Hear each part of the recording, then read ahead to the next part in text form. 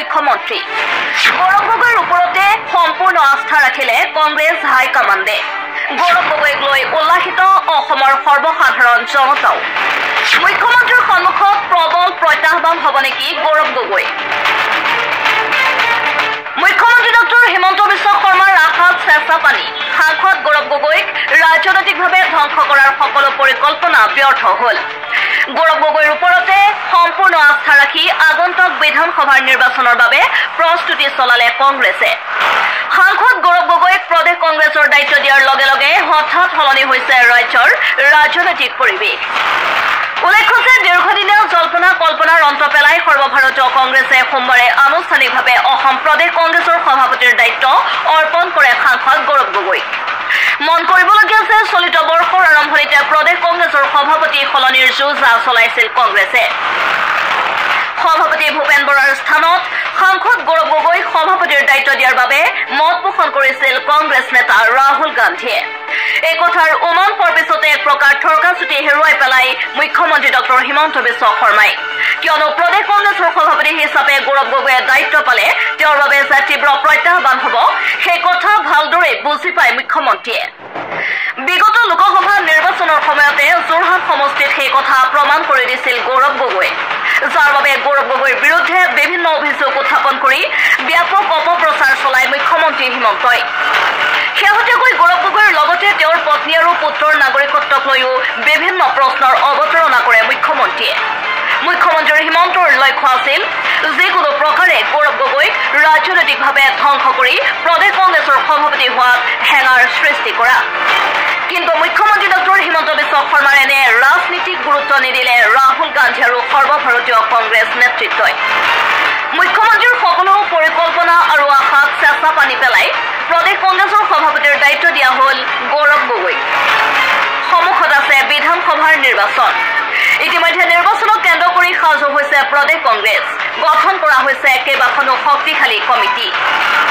নৱনিযুক্ত সভাপতি গৌৰৱ গগৈৰ নেতৃত্বত অসমত যে কংগ্ৰেছৰ পুনৰ উত্থান হ'ব সেয়া নিশ্চিত মুখ্যমন্ত্ৰী ডক্টৰ হিমন্ত বিশ্ব শৰ্মাৰ সন্মুখত তীব্ৰ প্ৰত্যাহ্বান সৃষ্টি কৰিব Gaurav Gogoi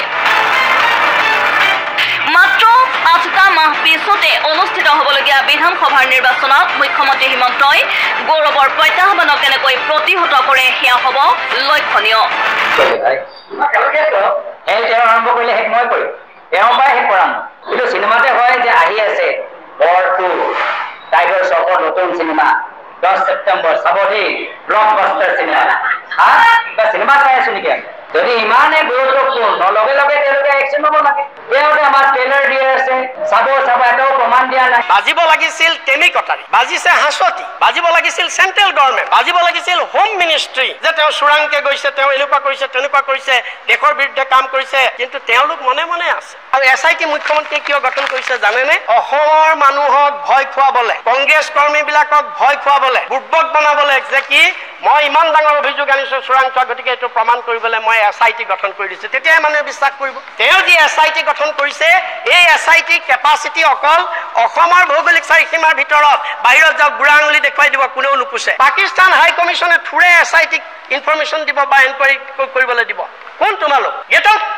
SIT get out কৰি দিয়ে গৌৰৱ গগৈ পত্নী এটা ইণ্টাৰনেশ্যনেল NGOৰ কৰ্মচাৰী আৰু সেই চাকৰি সূত্ৰে তেওঁ পাকিস্তানত কাম কৰিছে NGOৰ কাম কৰিবলৈ গৈছে পাকিস্তান চৰকাৰৰ পৰা দৰমহা লৈছে সেই বুলিয়ে তেওঁ